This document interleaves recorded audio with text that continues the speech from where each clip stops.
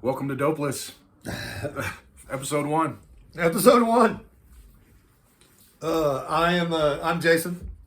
My hetero life mate, Jeremy. This is the guy I was telling you about in the video that I posted already. I don't know, man. We've been sitting here thinking about what to say on the first episode or whatever, but I think we're gonna dive into the first time we ever did heroin. Maybe we'll go into that one because I guarantee you we both remember it. Pretty wild. I'm gonna let this guy take the floor. I'm Jeremy. I'm a recovering addict. I've had problems with drugs most of my adult life. I started using weed at like 12, 13, and then just progressed into methamphetamine.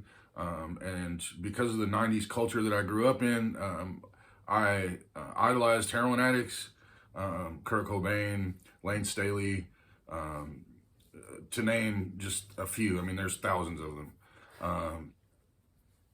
But long before I ever did heroin or any opiates, I glamorized it. I romanticized the idea of having to wake up every day and get a fix just to be able to function. Like, I romanticized that. I glamorized it, and I felt like it was something cool.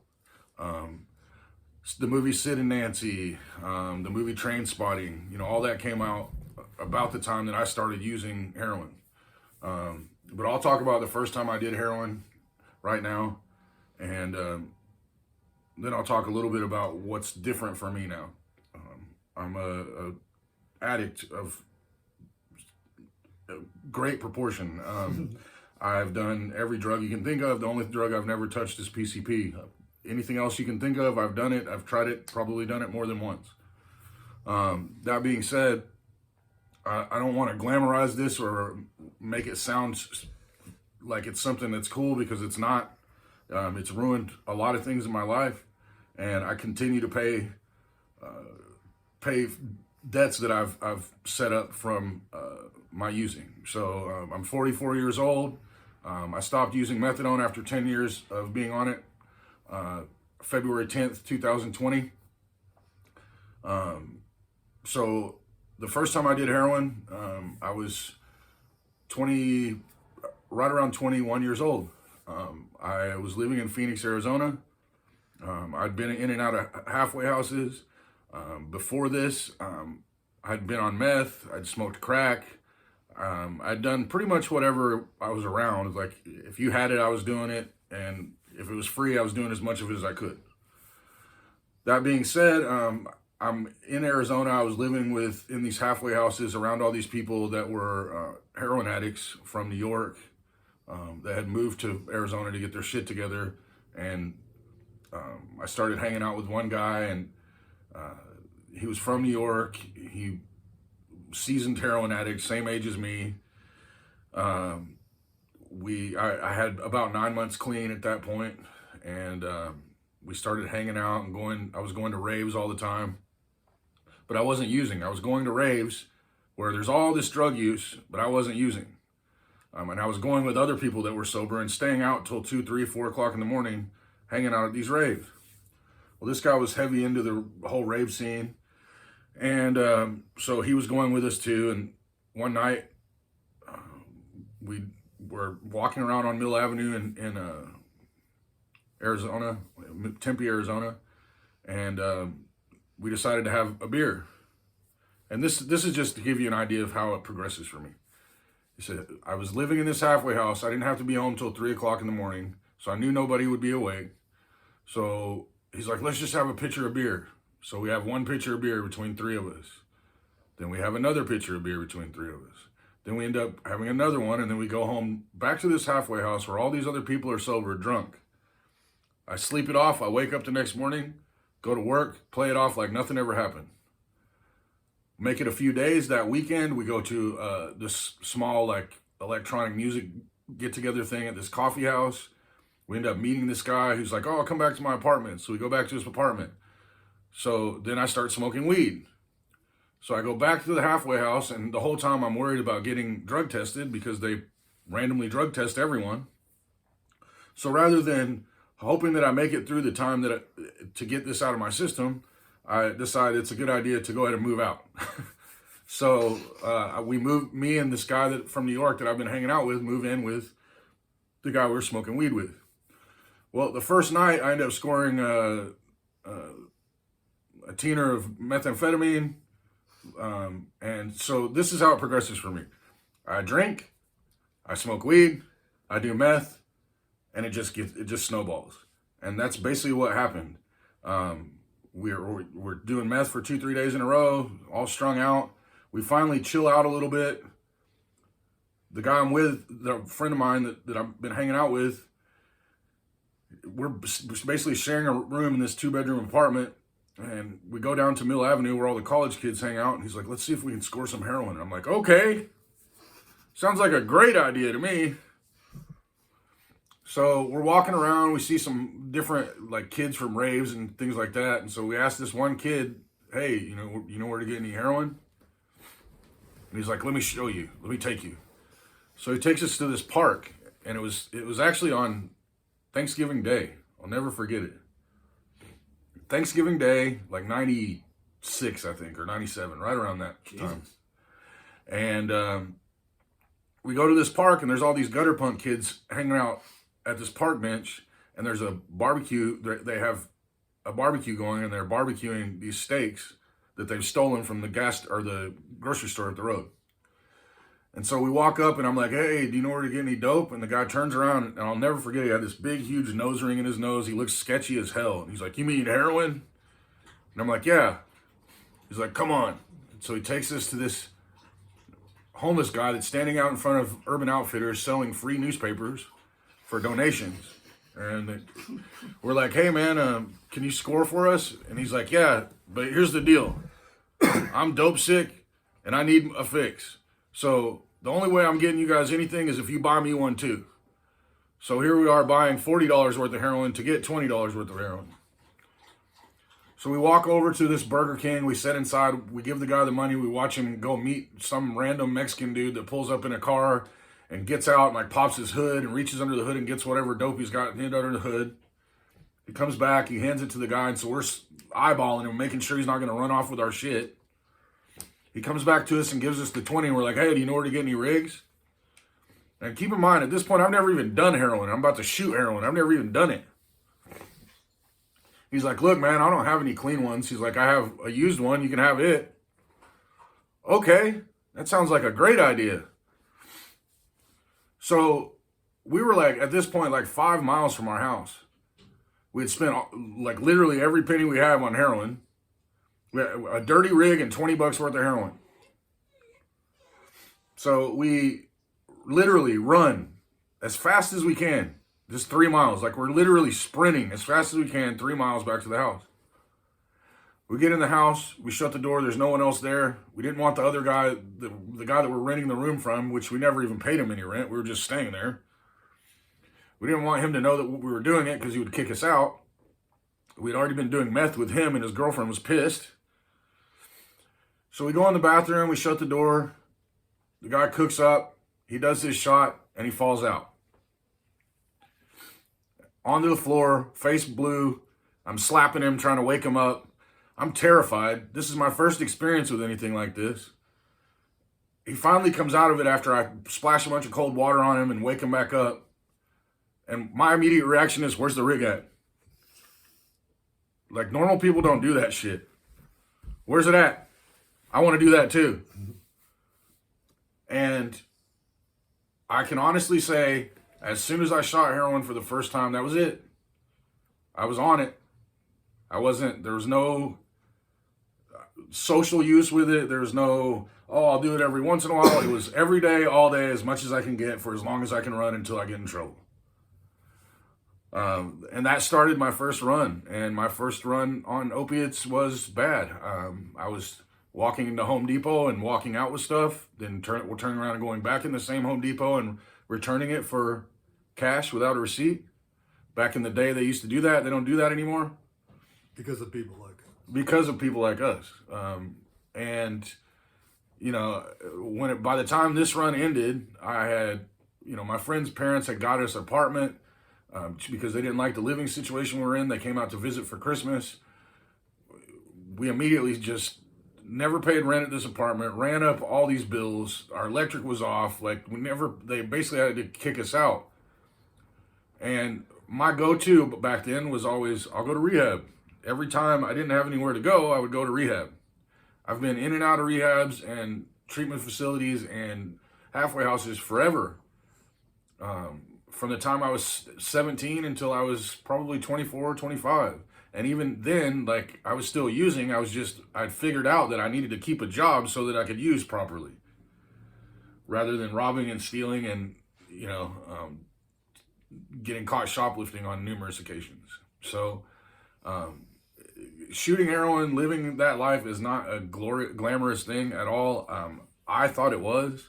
I glamorized it and romanticized it and made it feel like it was something that, you read about in books and see on movies, and it's so cool. And really, it's painful. It sucks. It hurts.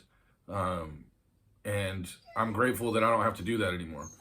I could go back to it at any time, and there's plenty more where it came from. It could probably kill my ass, but at this point in time in my life, right now, today, I don't have to get up and put something in my system to make me okay.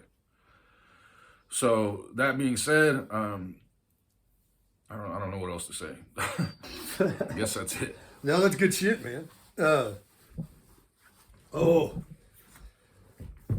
I said the other day on my video that I uploaded that I started getting clean around 2008, and I went to a treatment facility in Cushing, Oklahoma, and I met a girl there, of course. Rehab. That's how it always starts. I was there for it was during the big OxyContin craze, and I was doing a bunch of OxyContin every day, and my sister had got me to go to rehab, so I go to rehab. I finish the 30-day, and then of course I'm in love with this chick who's from Oklahoma City, and I leave the Tulsa area, moved to Oklahoma City for a little bit, and I start working at a body shop. And this guy there, we start talking about recovery, and actually we were going to meetings together for a little bit on the south side over there, and then come to find out, he's doing this thing, man. And I was looking for pain pills after a while, and I went over to his house one day, and and I'm driving this girl's Jeep Liberty, and her parents were really wealthy. She lived in the lived in the Bethany area, and next to Windsor Hills, and so I'm driving her Jeep Liberty, and I go over to this dude's house, and he's like, and I was really scared to shoot any heroin. I'd been shooting pills for a while there, and morphine was my drug of choice mainly at one point at that time anyway, and he worked me up with a shot, and I remember he hit me in my bicep, because I was scared that anyone was going to see it, because they all thought that I was, a big clean recovery guy. So I did it, and I remember grabbing the wall and getting real lightheaded, and it was like a blanket got wrapped around me. And I had done opiates for a long time since high school. I had, sports injuries and stuff like that, and had taken Vicodin and hydrocodone and stuff like that, and had been shooting OxyContins and stuff. But this was different. It was just different. Certain feel and taste that it comes in the back of your mouth. It was just different to me. And so I get in the car to leave, and it was rush hour, and I rear-ended somebody, and we pull over, and I can't even hardly talk. I'm just nodding out, standing up, and they had to snap their fingers in front of me a couple times, and I had to come, I came to, and I convinced them that I told them, hey, I work at a body shop, and there was minimal damage on their bumper. I might have even thrown them a couple of bucks so they didn't call the cops. And so we settled that, and I told them, you come to the shop. I work at a Mako body shop there on the Northwest Expressway. Told them they'd come there, and I'd clean their bumper up, and I'd detail their car and stuff like that, and I talked my way out of it. I'm pretty good at that. I'm a classic junkie. I can usually talk my way real good out of a situation. I wasn't as ruggedly handsome as I am now. This was before all the years of shooting dope with toilet water and such, and fighting. This wasn't a whole lot of that stuff going on back then. I was pretty soft at that point. I hadn't been in prison or anything yet, and so I convinced them, not to call the cops, and I leave and take off, and it's rush hour, like I said, and I get about 2 miles down the road, and I'll be damned if I didn't nod out and rear end somebody else again. And that time the cops got called, and I thought my license was suspended. My license is always suspended, man. It has been for a long time. 'Cause I forget to pay a seatbelt ticket, or I go to prison for stealing cars, you know. And they so the cop runs my license, and apparently it was good. And I don't know if he was some new booty cop on duty or nothing, but I was scagged out bad. I don't even think I could hold a conversation with him, but I think that it was just so much going on around that he just wanted me to get out of there. And he let me go, man. And I get a little bit down the road. I didn't rear end anybody else, but I got to that chick's house, and her mom was there, and her mom was like a hairdresser. And I walked in, and I was sitting there talking to him, and I kept nodding out, and I just blamed it on. I used to use the excuse, "Oh, I'm tired, just tired. I ain't getting enough sleep." I have the epitome of what ADHD is. So I go from the time I wake up until I hit the pillow at night. That's just how I've always been. So if I ever tell you I'm tired, it's some bullshit real quick. But I told them, oh, I messed up, and I took some Klonopins, and they were like, "What's Klonopin?" And I had to explain to them about benzos, and because I've had a love affair with benzos. I've had a love affair with all drugs, man. Like I said the other day, I'm a garbage can. And they were like, "Oh, okay, well, it's okay though, right? Because those are prescriptions for somebody." And I was like, "Yeah, but they're not mine. Like, I'm trying to tell on myself." And they're like, "Oh, well, just as long as, you do good, and you still got your job, and don't worry about the Jeep. We'll fix it." And I thought, what, man? So that lasted a little while, and I was going and getting heroin from this guy that I worked with. And what's funny now is he's, I saw him back in 2015 or 14, right after I had graduated drug court program in Tulsa County. And at that time, he had 4 or 5 years clean and sober. He was a sponsor. He was working a good program, and he's a solid dude. I'd like to reach out to him, as a matter of fact. So I would go get heroin from this guy, and this girl that she was in there for opiates as well, but it was one of those her parents had found, because I believe she was 19 at the time. I was 21, and they had found some pills in her dresser, and she might have not been an addict, but she sure as hell was by the time, before I left Oklahoma City. He would take the heroin, and he'd water it down like he was going to work up a shot, and then mix it with some sort of pill to make it a powder. And this is a really scumbag thing. It really is. And I told her that it was something else, and so inadvertently this girl's she's snorting heroin for a little while until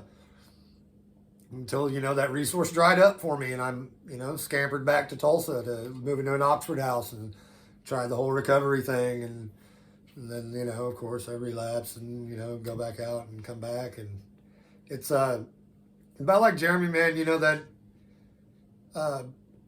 I idolized a lot of the greats that that have died of heroin overdoses. My favorite band's Sublime. He has a song that he recorded years ago and sang with Gwen Stefani from No Doubt. And it's called Saw Red. And when you listen to it, it's like you might think it's a beautiful love song, but when he's talking about Saw Red, he's talking about pulling back on a plunger and seeing blood. And when he says every day I love her just a little bit more, he's talking about heroin. I idolize that guy, to a fault. I still do, but for different reasons now, because of the music that he left behind, his legacy. It's like Jeremy said, man. There's nothing cool about it. Like I said, I'm lucky to be alive. Jesus, I'm lucky I don't have AIDS. I'm lucky I haven't been shot for robbing somebody. Whenever I'm getting high, I don't care about anything. My mom, my kids, anything. People that use their children as motivation to get clean, I envy that. And that is one of the motivating factors of me getting clean, and because that'll come with time, but they're the last thing on my mind when I'm out getting high. And it's a sad affair. Like I said the other day, that misery and that shame and all that, it's been a long time coming. Still super nervous about doing this. we're really happy to get this going. We've been talking about it for months now. But that was just I don't know, just a small little dose of it, that madness, and that what we got. We're at like 20 minutes, so I mean, you can imagine, between me and him, we got like 30 years of running. Shit, I have almost 30 myself. Oh yeah, and I'm coming up on 20 of getting it hard, and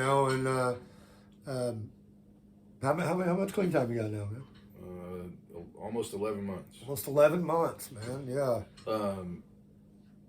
Here's the thing for me is I didn't think I would ever have any clean time ever again, like ever. I figured there would always be something. I'd always smoke weed. I'd always be on methadone. I'd always be on something. And now I've gotten to a point where I don't need anything to make me okay. I'm not okay still sometimes, but that's all right. I know how to sit through it. That's the big thing, is being able to sit through the feelings, because, the drugs didn't make me a drug addict. What made me a drug addict was the need to escape reality, the need to fill that void inside myself that most people don't have. Junkies have it. They have this hole, this void, this I'm less than everyone else, this insecurity that you have to learn to walk yourself through, and I've started to learn how to do that. I'm not perfect at it. I still have my moments, but I will say that most days now, even bad days, are better than when I was using. And that's even when I had a bag, a pocket full of money and a whole bunch of dope in my hand. Because no matter what, that always ran out, and I always had to get more. And now I don't have that feeling of more. I have that feeling of periodic peace. It's not all the time. But I also have things and people in my life that really care about me. I have people in my life that really care about me genuinely. It's not just some junkie mentality. Oh yeah, man, I love you, bro. I don't know how many times I've been spun out and talked to 20 different people. Yeah. Oh man, I love you, man. I really do, man. We have these long, fucking drawn out talks. Yeah, while you're grabbing his wallet. Right. Yeah, and then helping him look for it. Right. And so that being said, I mean, I'm just glad that I don't have to do that anymore. Yeah, that's what I say it a lot, and whenever I'm sharing some of my stuff, mine's legitimate. I've been into inhalants for a long time, and whatever you can do to fly under the radar, K2 or spice as they like to call it. I smoked a lot of that whenever I was in Tulsa County Drug Court, and huff and duster, man, huffed a lot of duster. I could go on for hours about some of the crazy stuff I've done huff and duster, and like the time that I have now is legitimate. No slips, no dips, no making any trips, man. And it's like he said, man, it's nice, and it sucks, man, because we're still sick. I mean, sick, but getting better every day. And then backsliding, and getting better.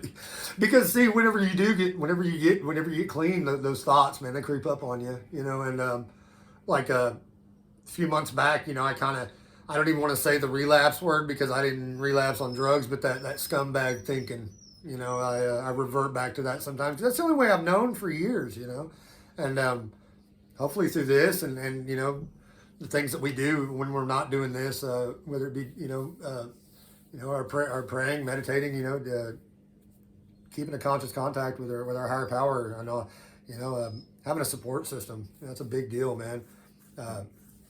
That's one thing for me that's different this time around. Like, I was in last February, I was in a hotel room in Vegas.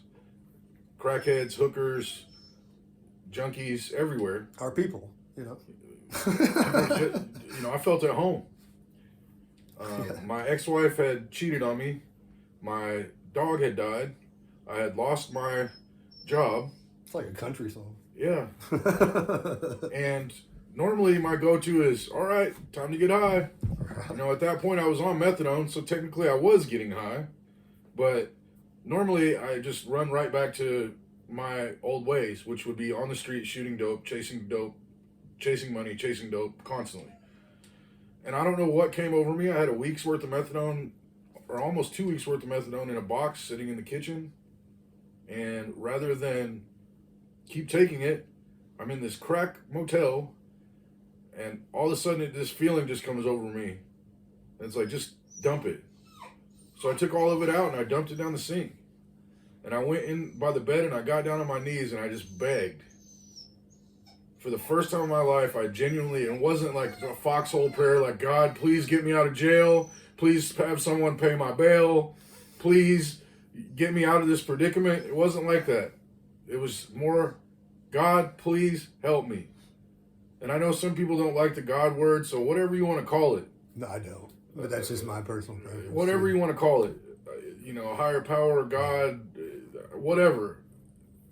All I know is I didn't have the strength to do that on my own.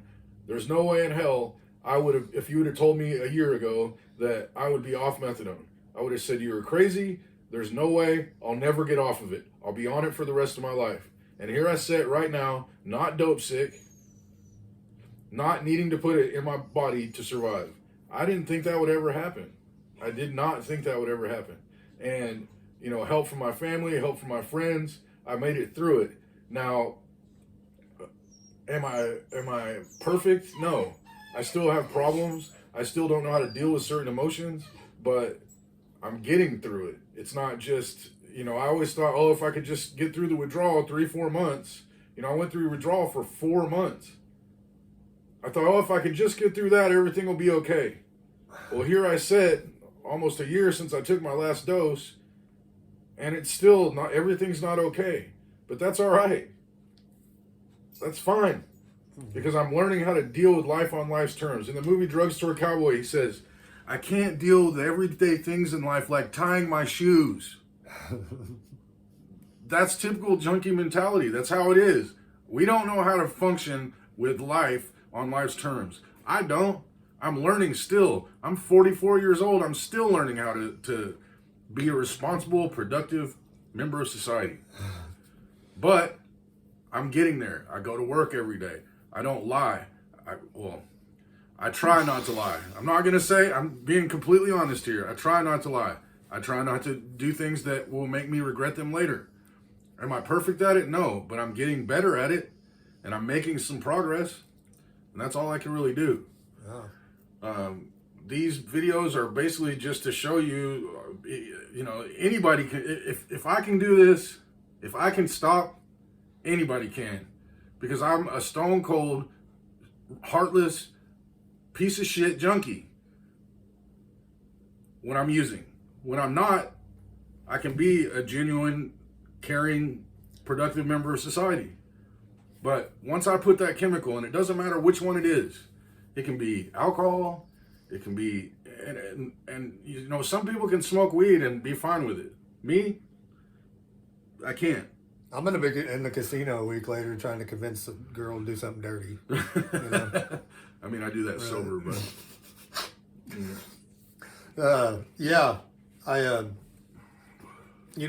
have a little bit of prison time hanging over my head right now if I don't complete a program here in the town that we're currently in. But that's what I need. I need that dog leash to be put on me every now and then.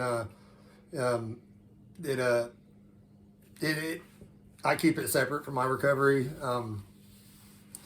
Sometimes it gets intertwined, like, now kind of dealing with a few things, and that's fine. That's life.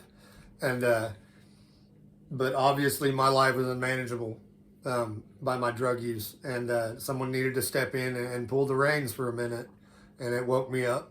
I'd never be here at all. I've never met this guy. I don't know. Like I said the other day, I'm just so tired of it all. Low battery.